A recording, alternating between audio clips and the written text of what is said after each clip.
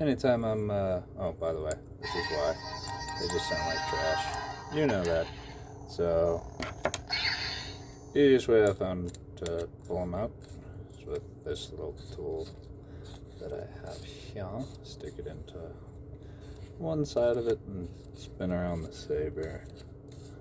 Boopity boop. And it'll wind up coming out. Now for my super professional speaker repair. Rah. Very simple. I put some tape on it because why the French now?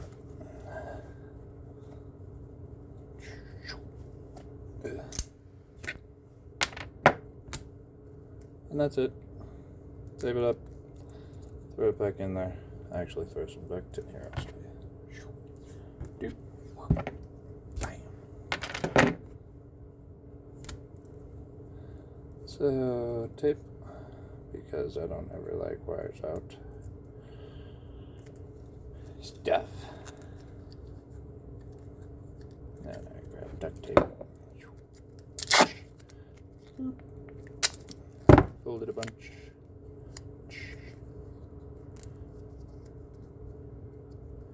Then I grab another piece of tape. Found it.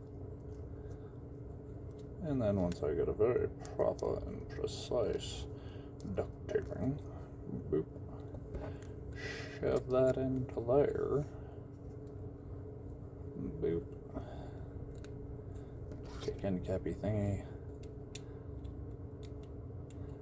put it down there, give it a couple of slides with flat fingers, and then run it all the way in till it's taut. I might have to switch sides every once in a while.